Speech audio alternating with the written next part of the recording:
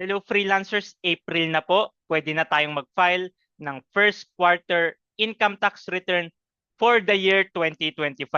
Ang start ng filing po is April 1, 2025 at ang deadline is on May 15, 2025. My name is George. I'm a freelancer's tax advisor at JA Consulting. Since 2018, we are empowering online freelancers through simple and stress-free tax compliance. I will share a quick guide kung paano po mag-file ng first quarter income tax return for the year 2025. Very important, para lang po ito sa mga freelancer na naka 8% income tax rate option. Tatlong scenario po yung isi-share ko, pero maglalagay ako ng timestamps para papanoorin mo lang kung ano ang applicable sa'yo. Let's start. For our third and last scenario, tuturuan ko po kayo kung paano po mag-zero filing. For this example, I'm a virtual assistant. Kaka-register ko pa lang po ng March 31, 2025 at wala po akong first quarter income. Pero since March 31 po ang aking BIR registration, kailangan ko pa rin mag-file ng first quarter income tax return. So ito po yung eBIR software. Kung first time mo palang mag-file, madadownload po itong software sa BIR website. Libre lang po ito, pero take note po, pwede lang i-install si eBIR sa mga naka-Windows OS. Ito po yung BIR Certificate of Registration ko. Very important, tuwing filing, kailangan po natin ito. Lahat po ng information sa ating eBIR profile ay galing po sa ating Certificate of registration. So ilalagay lang po natin siya dito. Dapat lahat ng details tama dahil lahat ng details ay importante po. Pag dati ka nang nakapag-file, ilagay lang po natin yung TIN natin.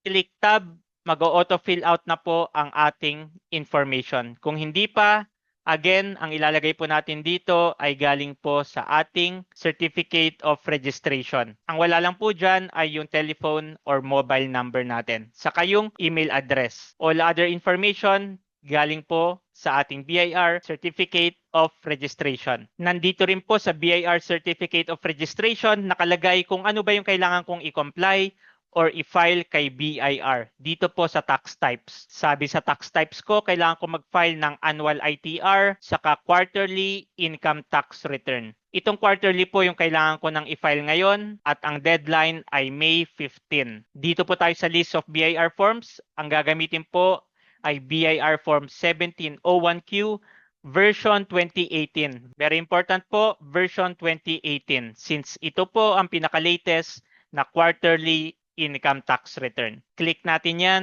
click fill up, click OK. Start na po tayo. Number 1, 2025. Number 2, first quarter. Number 3, no. 4, 0. 5, automatic. 6, RDO code automatic. 7, taxpayer type is professional. Number 8, ATC. 017, income from profession, 8%. Number 9, name automatic. 10, address automatic.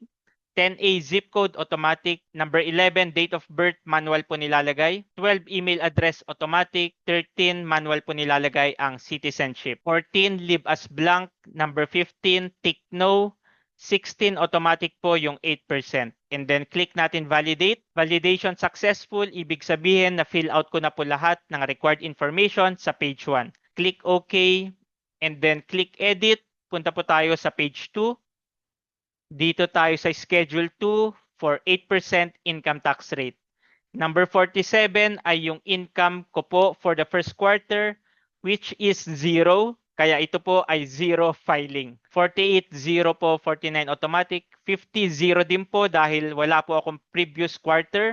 Ito po ay first quarter income tax return for the year 2025. 51A automatic, 52A manual po nilalagay ang non-taxable income na 250,000. So kahit zero filing po ito, may amount pa rin po tayong ilalagay itong non-taxable income na 250,000. 53A taxable income is negative 250,000. Number 54, ang tax due is 0. wala po akong tax na babayaran dahil wala naman po akong income. Lalo na po itong example natin, zero filing. Click validate, click OK. Click previews, balik po tayo sa page 1 and then pwede na po tayo mag-file. Click submit, click OK and then mag-OK po tayo sa terms of service agreement. Ito na po yung pinaka-last step. Di ko na po siya gagawin dahil for example purposes lang po ito. Very important po, dapat mabasa natin pagka okay natin sa terms of service agreement, yung submit successful. Dahil madalas po, in my experience, laging nagfe-fail yung una kong submission.